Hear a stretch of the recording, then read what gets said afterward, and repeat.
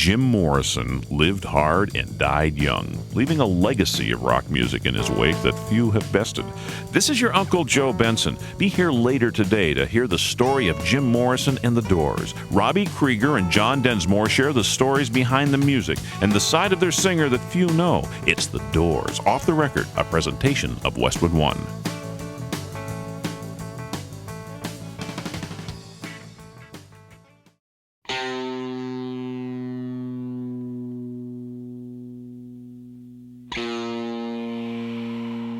The Doors were together for 5 short years before the untimely and tragic death of their controversial frontman Jim Morrison. But what a 5-year run they had. Hey, this is your Uncle Joe Benson. And in those brief 60 months, the Doors managed to release 6 studio albums, a live record, and a greatest hits compilation. They also managed to incite more than a handful of riots, suffer through their fair share of drug problems and related arrests, and stage one of the greatest resurgences in rock and roll when their record sales in the 80s, over 10 years after the death of Jim Morrison, surpassed the number of albums they sold in their heyday. Singer Jim Morrison, keyboard player Ray Manzarek, guitarist Robby Krieger, and drummer John Densmore. The Doors. And that's the story we'll hear today from Krieger and Densmore, Off the Record. You know the day destroys the night, night divides the day. Try to run, try to hide, break on through to the other side, break on through to the other side, break on through to the other side, yeah.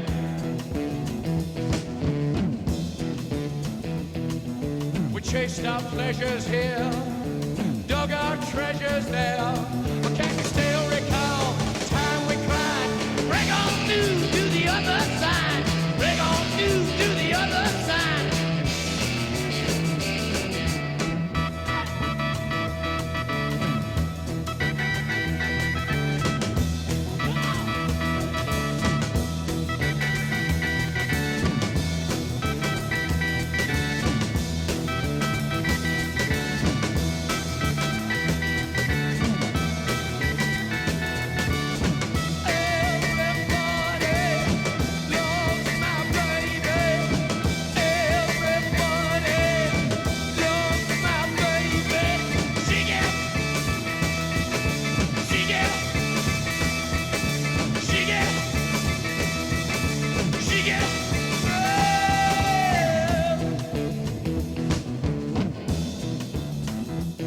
I found an island in your arms, country in your eyes, arms are changes, eyes are lines.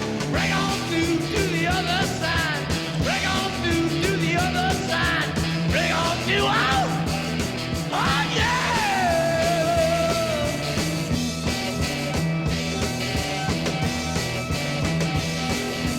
Bay to sea, week to week, day to day.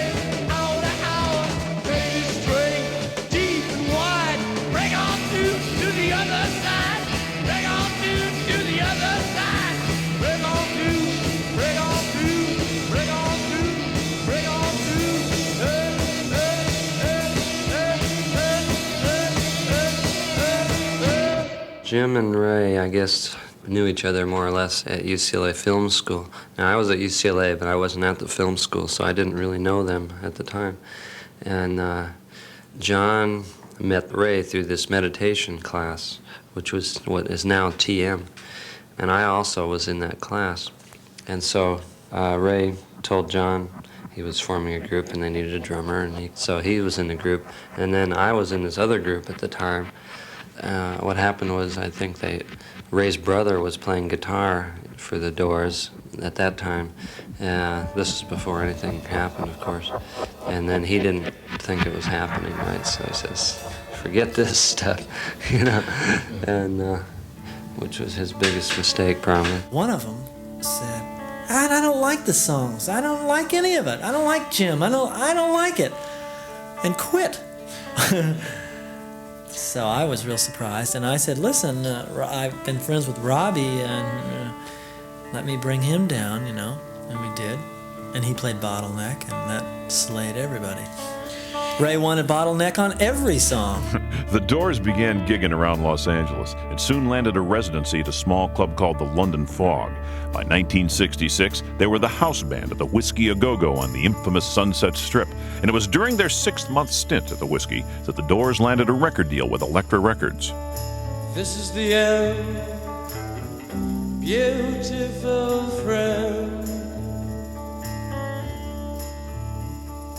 This is the end, my only friend, the end of our elaborate plans, the end of everything that stands, the end, no safety or surprise, the end, I'll never look into your eyes again.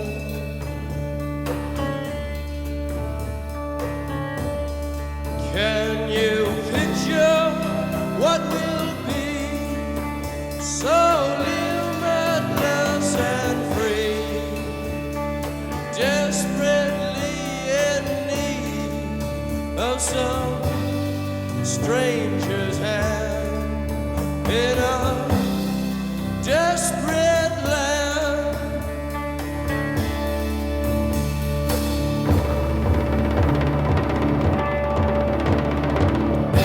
Four of us sometimes were so tight, cosmic, but it was real subconscious, collective, unconscious stuff. I mean, you know, when the audience would know too, because it would be dead silent, dead, and that was pretty neat. Sometimes if we play the end at the last, lots of times they would go out silent, file out quietly, and we knew we'd devastated them, and it was almost better than a big round of applause. I mean, that was great too when they stormed the stage, great. It was great, but we knew we'd made an impact when they were quiet. Lost in a romance, wilderness of pain, and all the children are insane. All the children are insane.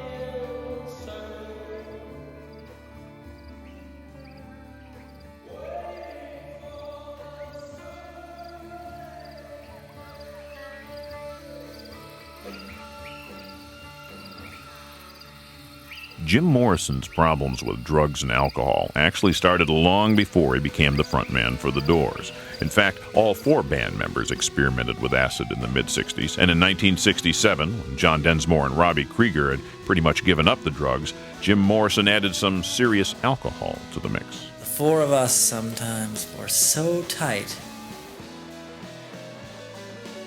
He was kind of a normal guy, but at times he would have go into these rages and, you know, for no reason and stuff, and I thought that was a little weird, but he was a cool guy, you know. We used to hang out and do the normal kind of things, you know. It wasn't like when he was on stage in the early days, like at the London Fog, which was really the first club we played at, he would face his back to the audience a lot because I guess he was embarrassed or something to have people see him sing. But he soon got over that. By the time we got to the Whiskey, he was into his full-on performance. In September of 1966, the Doors entered a small 4-track recording studio with producer Paul Rothchild and engineer Bruce Botnick. And 2 weeks later, they'd finished work on their debut album, The Doors. That album eventually hit number 2 on the American album charts and sold over 1 million copies in the process. Their second record, Strange Days, came out just 9 months after their debut. Strange days have found us. Strange days have tracked us down. They're going to destroy our casual joy. We shall go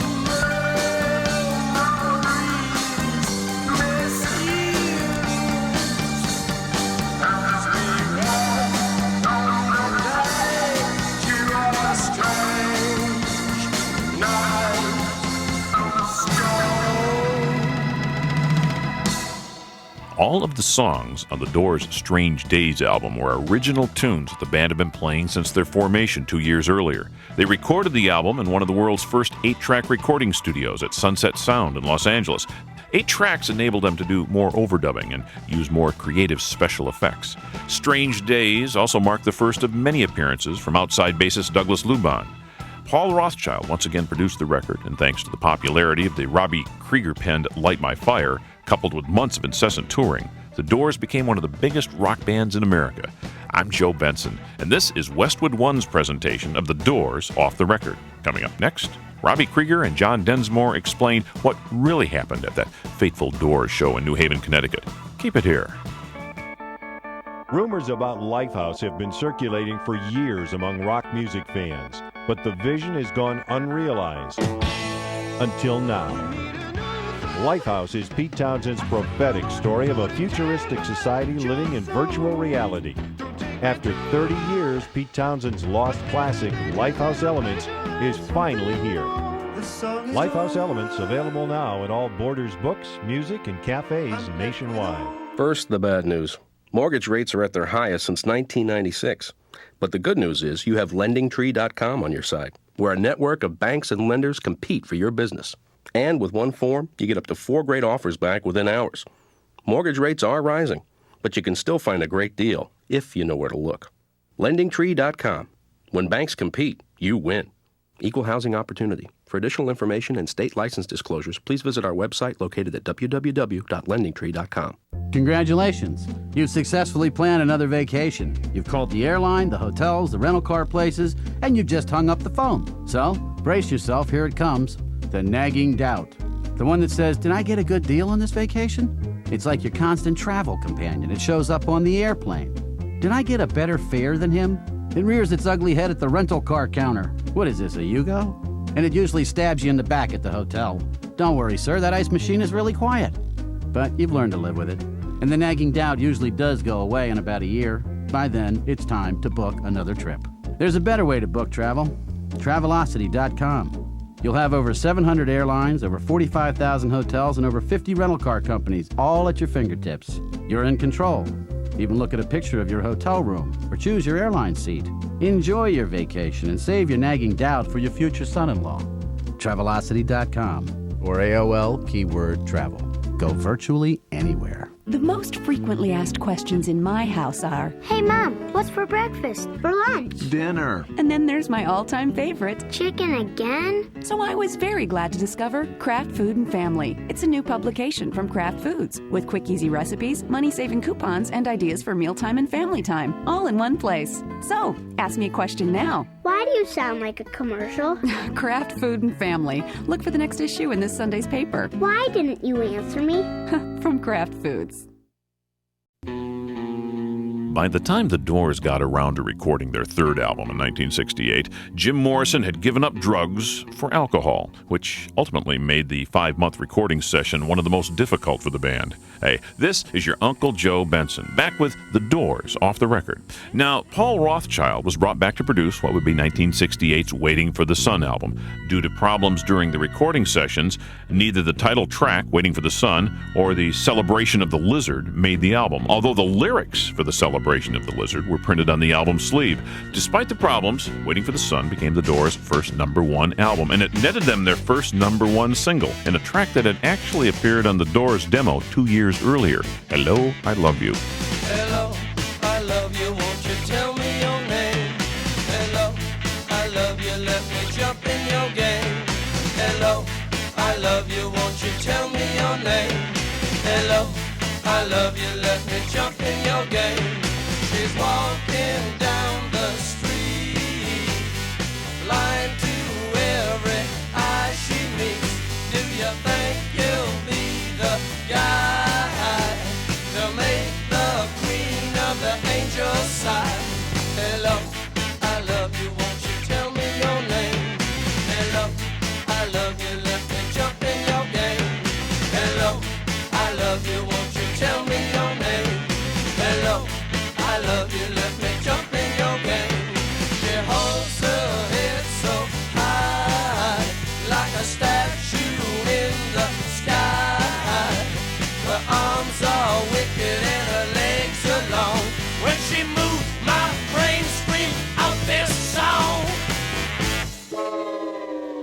Sidewalk crouches at her feet like a dog that begs for something sweet. Do you hope to make her see you, fool? Do you hope to pluck this dusky jewel? Hello! Hello! Hello! Hello! Hello! Hello! Hello! I want to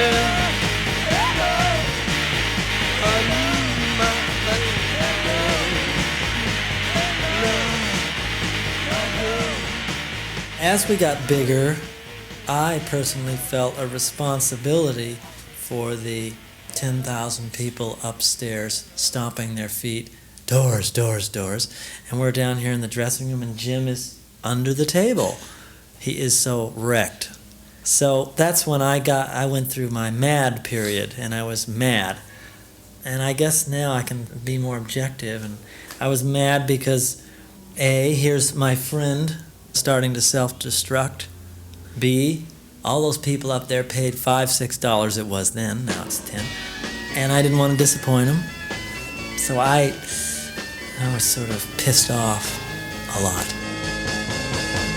You know that it would be untrue.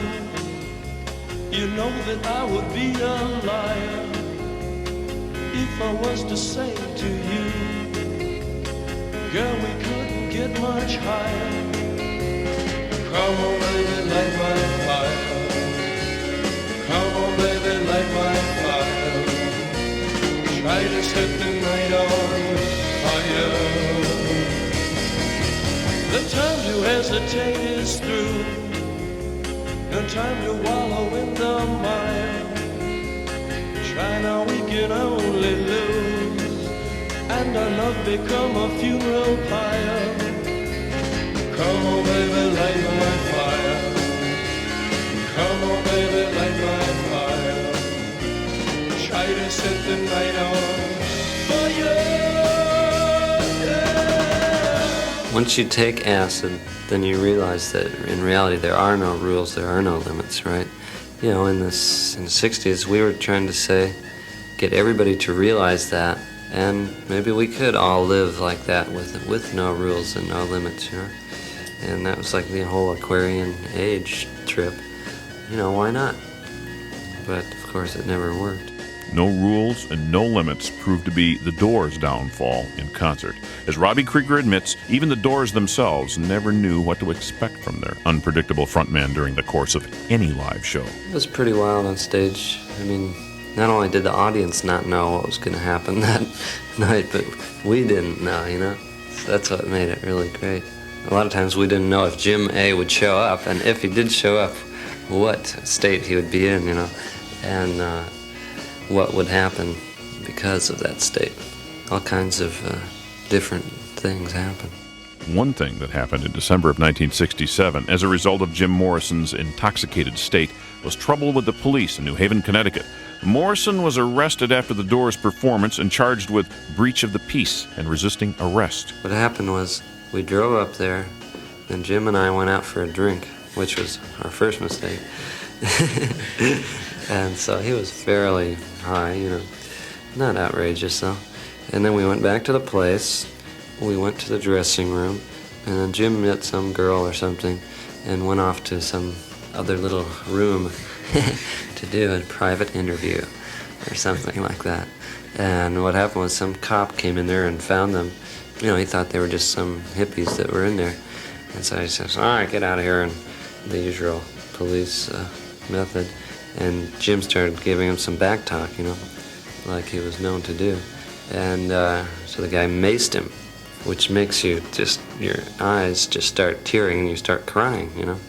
And so Jim was, he was really pissed, and he was crying at the same time, so he was really going nuts. So we finally cooled him out, and the cop finally came and apologized to Jim, right? And they shook hands. But Jim wasn't really satisfied with that, right? He was still pissed. So we went on stage and we finally started doing Backdoor Man.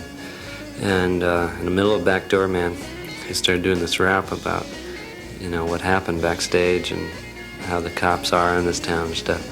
and they weren't going for it. The cops were all lined up right below the stage, just ready to pounce, which they finally did. And finally, one cop came up on the stage, and Jim handed him the microphone. He says, "Here, man, you say your thing now, And they just grabbed him and started dragging him off the stage. I remember Siddons, our road manager at the time, leaped on one of the cops' backs, and they beat the shit out of him, I think. And what happened was they inadvertently arrested a life photographer who happened to be there, and somebody from Time magazine or something like that, because they busted a lot of people. And it made Life magazine. It had a neat picture of, one cop on each side of Jim, and he was like, his arms out like he was on the cross or something,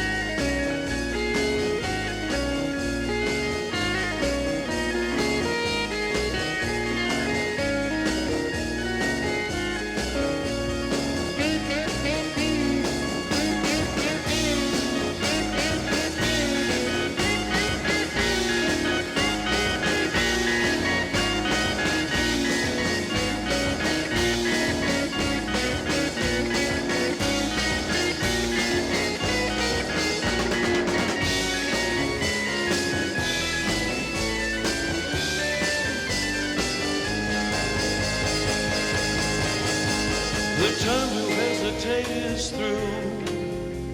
No time to wallow in the mire. Try now, we can only lose, and our love become a funeral pyre. Come on, baby, light my fire. Come on, baby, light my fire. Try to set the night on fire.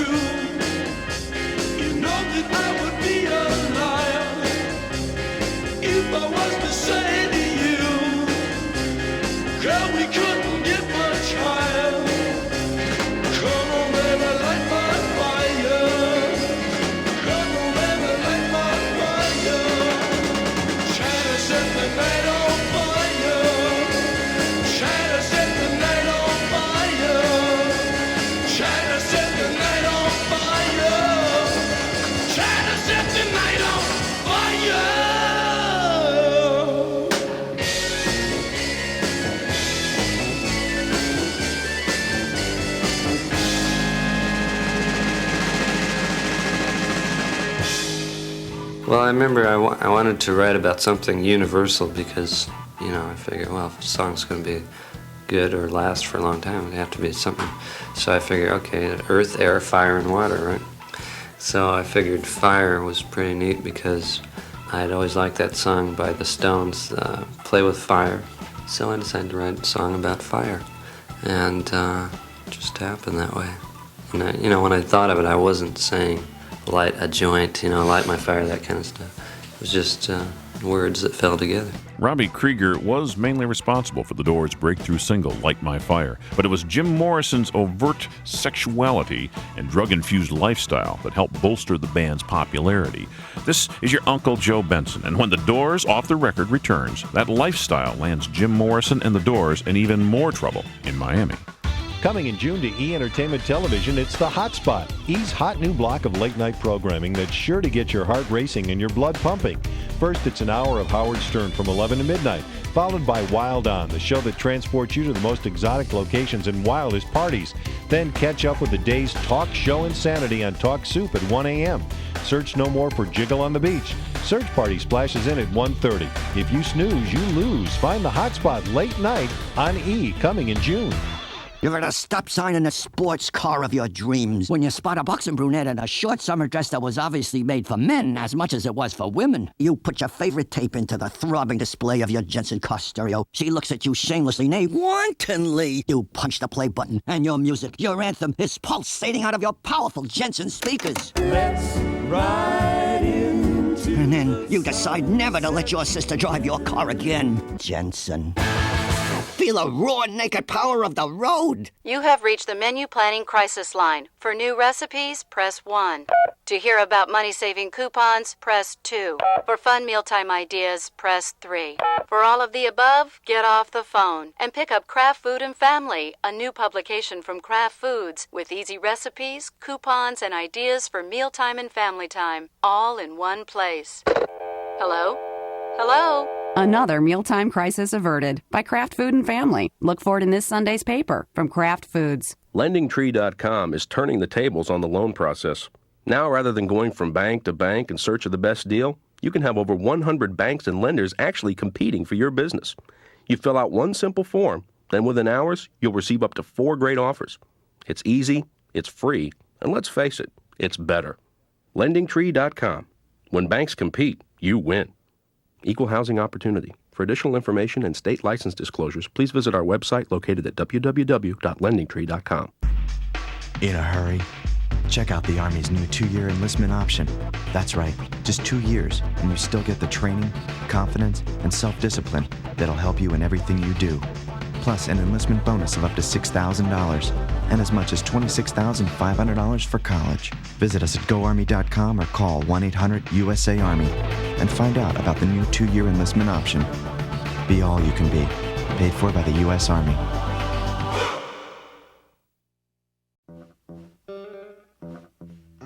Hey, I'm Joe Benson, and this is Westwood One's presentation of The Doors, Off the Record. The band hit the road after the release of Waiting for the Sun, filling large concert venues in the States, and even taking their live show overseas in Britain, where they filmed a documentary called The Doors Are Open at their Roundhouse Chalk Farm London gig in late '68. The return to the States in '69 launched another round of dates that culminated in yet another arrest for singer Jim Morrison. Love me 2 times, baby. Love me twice today.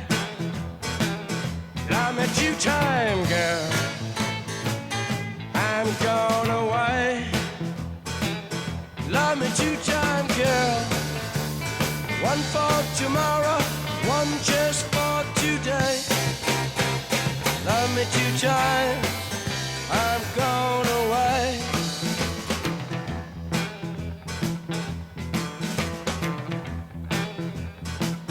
Love me 1 time. Do not speak. Love me 1 time. Yeah, my knees got weak. Love me 2 times, girl. Lost me all through the week. Love me 2 times. I'm gone away. Love me 2 times. I'm gone away. Oh, yeah!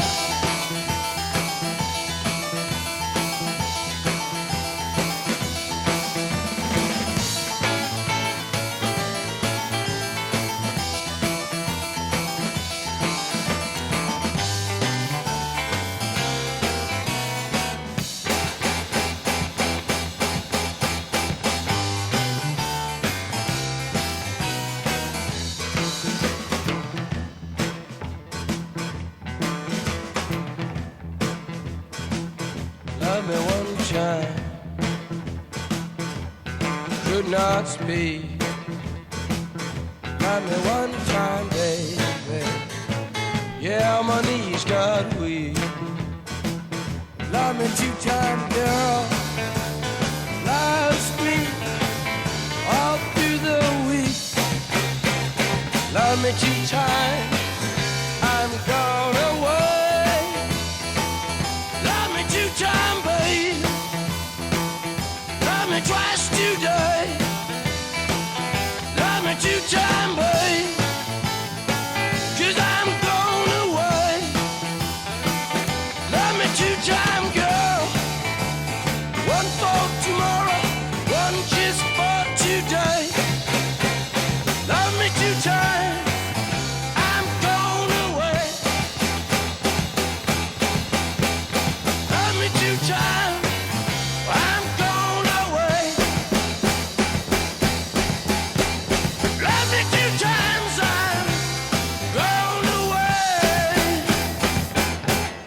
Jim Morrison was arrested in March of 1969 after a concert at the Dinner Key Auditorium in Miami, Florida. He was charged with lewd and lascivious behavior in public for exposing his private parts and simulating oral copulation.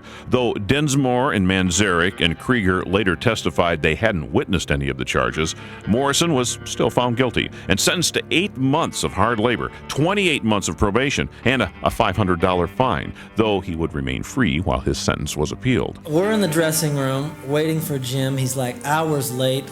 We were there days ahead. He had a fight with Pamela. He's stuck in New Orleans. He wanted to take a train. It just mad stuff that was maddening to me. He got there. He was under the table. I was worried about, the performance. And then the promoter, who was a real sleazy guy who had packed in, several thousand more than was allowed, didn't tell us and tried to keep the money, etc. So it was real hot. You just tension and excitement, just could feel it, Okay, so we go down to play, and Jim, we start several songs, and Jim just is ranting, about anything. Well, he had seen the Living Theater, that, you know what that was, all of that stuff. So he had that in his mind, and it was very chaotic. Someone threw a can of paint on us while we were playing. Orange paint on the drums, on your arm. Okay. And I remember the stage was real shaky. I remember that real well. The road guy kept saying in my ear, the left side's going to collapse. We're trying to play. Real chaotic. This cop came up and took Jim's hat off and threw it out in the audience. And Jim took the cop's hat off and threw it out in the audience. And they laughed. And he was down on his knees watching Robby play the guitar, which he always used to do. Later, a photo of that shot was the simulation of oral copulation frame-up. He was thrown into the audience by one of the security person. That's when Robby and I jumped off the stage, and I landed on the soundboard and crushed the whole thing. Total chaos. Ran upstairs, and there was a big balcony. You look downstairs, and there's this whirlpool of people, and Jim is at the center. And they weren't hurting him. He was kind of, but he's just moving through the crowd, and it looked like kind of just water. And then later he came up, and he was fine. The police all came up, and Bill Siddons paid the cop for the hat, and we all laughed, and they laughed, and we left. 4 days later, we're in Jamaica. There's a warrant out for Jim's arrest. Come on, come on, come on, come on, now touch me, babe. Can't you see that I am not afraid? What was that promise that you made? Why won't you tell me what she said? What was that promise that you made?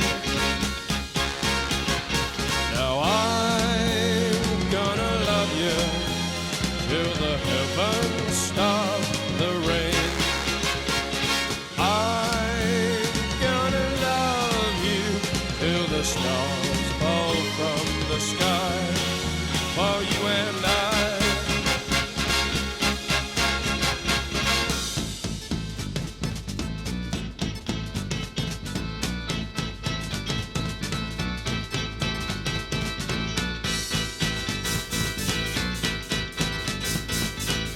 Come on, come on, come on, come on, now touch me, babe.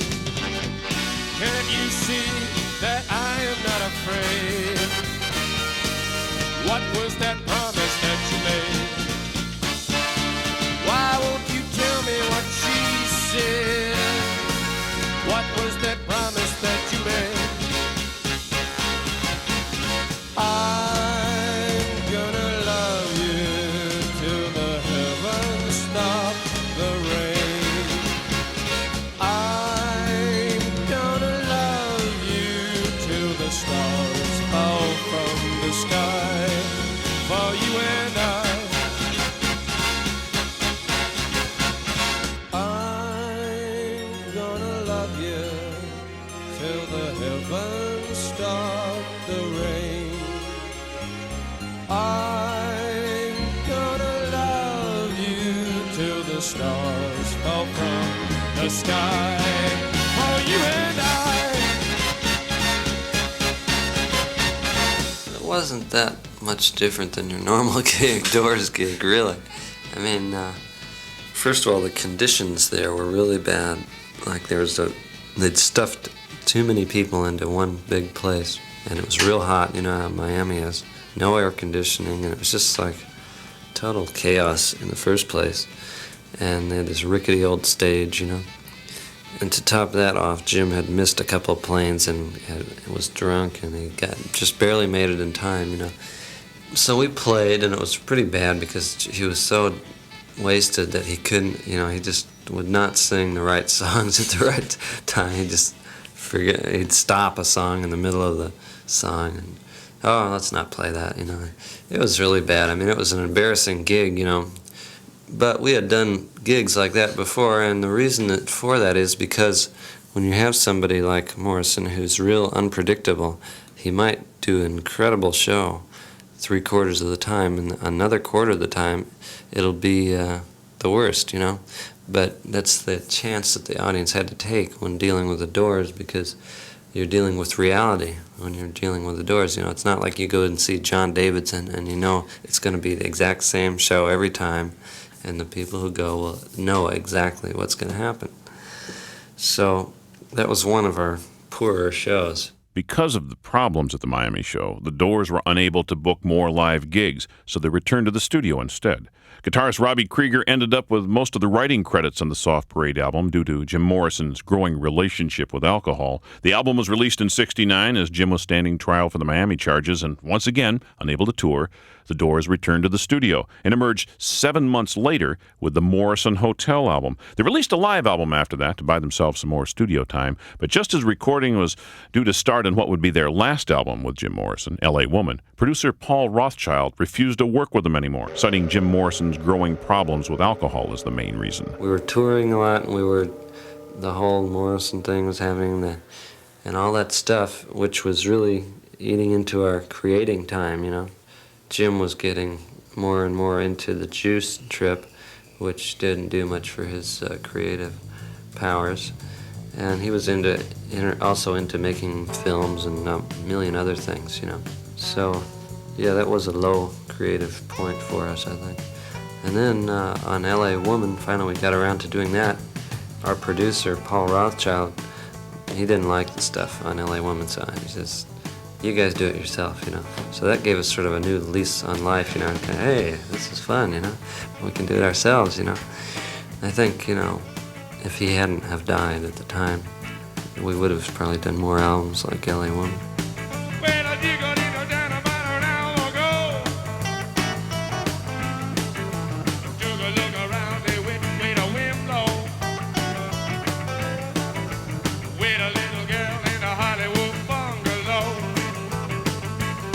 Are you a lucky little lady in the city of light? Or did you know the lost angel? City of night, city of night, city of night, city of night. Woo! Oh! Yeah, we just brought like a 16-track into the rehearsal place, which we had on La Cienega, and you know, brought in a board. Because we said, you know, we were rehearsing down there, and God, everything sounds great here. We don't even have to use headphones and stuff. So we said, why not do it here? So we got Bruce Botnick, who was our engineer on the other Doors albums, and he co-produced it with us. And it's real easy.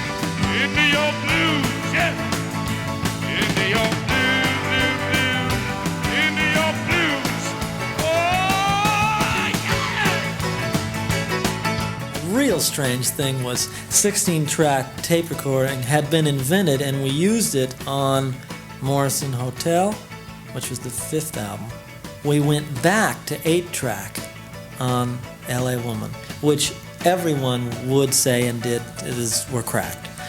But what it was just forcing ourselves to get the essence of what we wanted on that tape and no more. I see your hair is burning.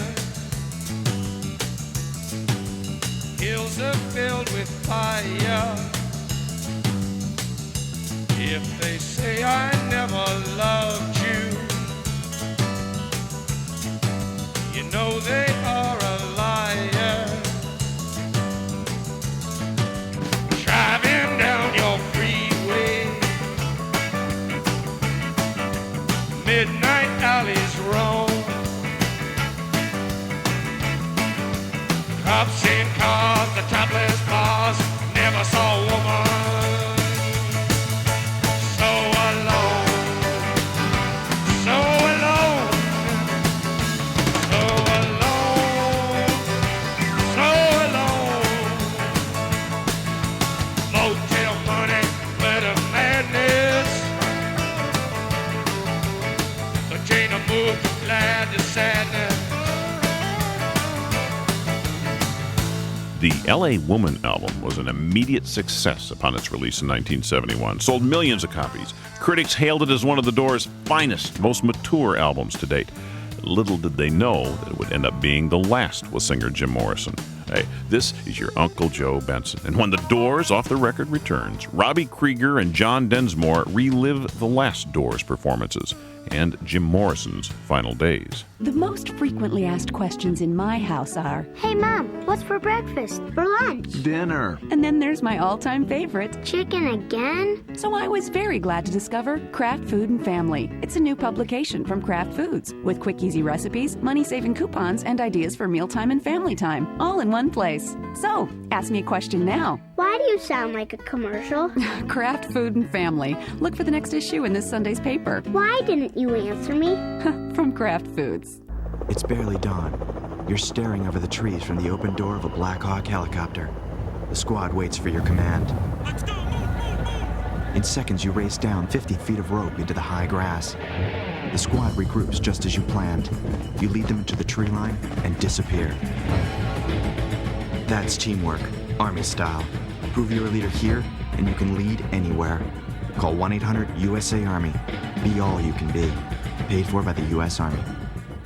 You're sitting in a hospital. Worse, you're sitting in a hospital with a cast on your foot. All because you kicked a wall. It was out of frustration when you found out your metropolitan area hotel wasn't really. You ended up 40 miles from anything you wanted to see. You calculated how much money you were going to waste on taxis and how much time you were going to waste in transit. Then you simply picked the nearest wall and gave it a kick. Well, we know you don't want to hear this right now, but all of this could have been avoided with Travelocity.com. Because not only can you look at your hotel room online before you book it, but if there's a specific area in a specific city that you want a vacation near, Travelocity lets you input a landmark or address and tells you which hotels are within a comfortable distance. You can even specify a mile radius that you would like to stay within. And with over 45,000 hotel properties at your fingertips, you're sure to find a place within walking distance of what you want to visit. Unless, of course, you have a cast on your foot. Travelocity.com. AOL, keyword travel. Go virtually anywhere. Hey, this is Joe Benson, and you're listening to The Doors Off the Record. Now, the LA Woman album was actually recorded in The Doors' Hollywood rehearsal room. The Doors set up a portable studio in their manager's office upstairs and recorded roughly a song a day. Former Elvis Presley bassist Jeff Sheff became the first outside musician to be credited as playing on an entire Doors album, and the original album artwork featured the band's photo imprinted on clear cellophane. Riders on the storm. Riders on the storm.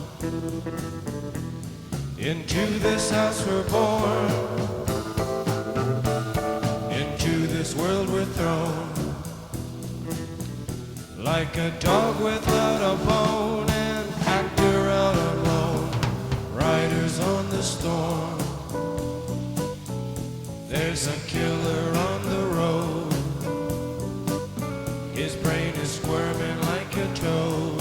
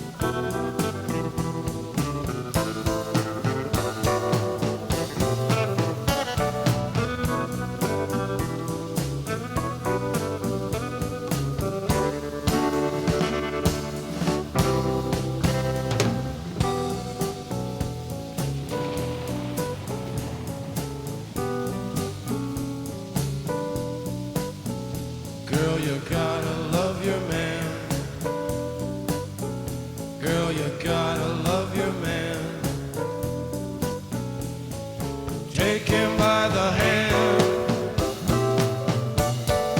make him understand. The world on you depends, our life will never end.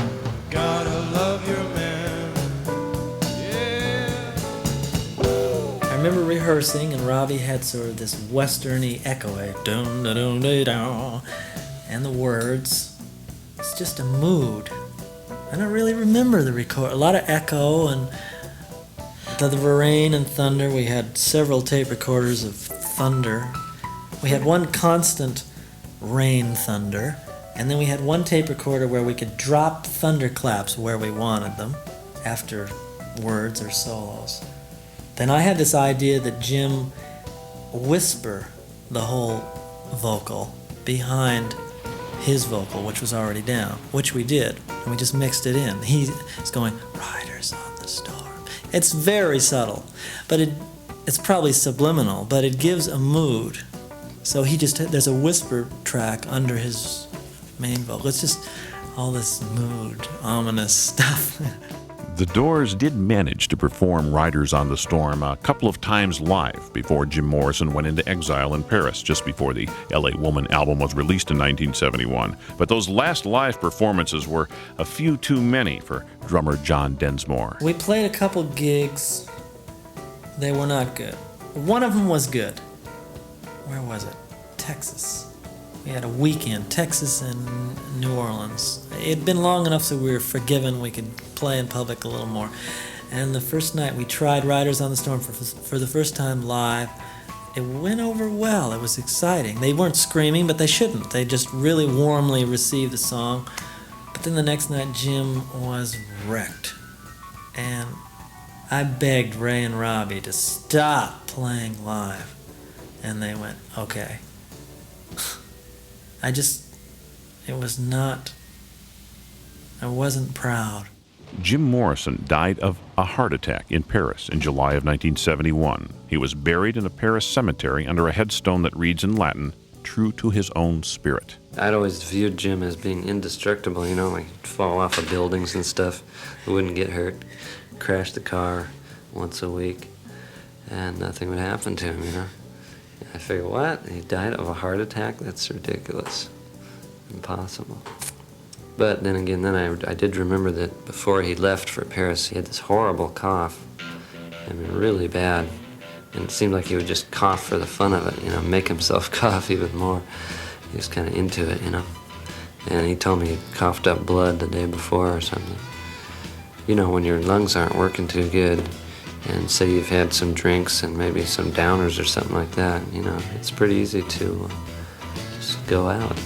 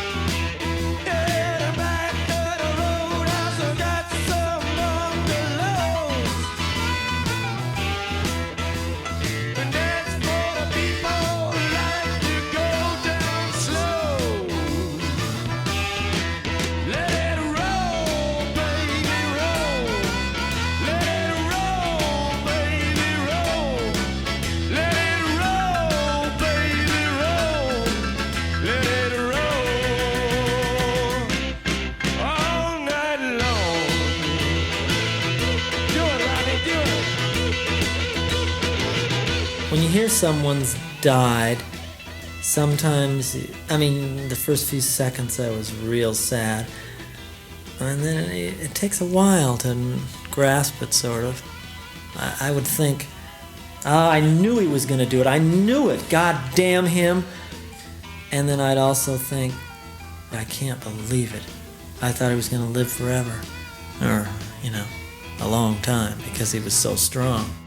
You gotta roll, roll, roll, you gotta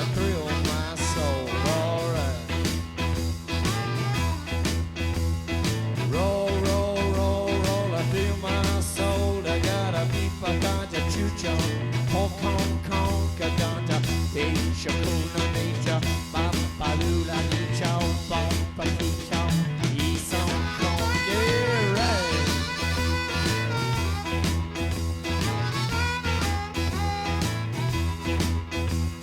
Ashen lady, Ashen lady, give up your vows, give up your vows. Save our city, save our city, right now.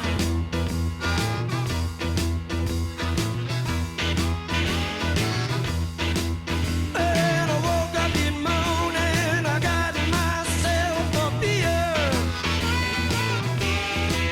And I woke up this morning and I got myself a beer. The future's uncertain and the end is always near. Let it roll, baby, roll. Let it roll, baby, roll. Let it roll, baby, roll. Let it roll all night long.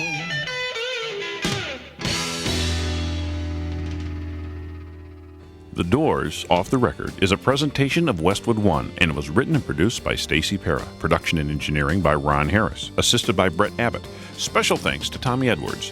This is Joe Benson. You can email me at unclejoe@unclejoe.com. And I'll see you next time for Crosby, Stills, Nash & Young, Off the Record.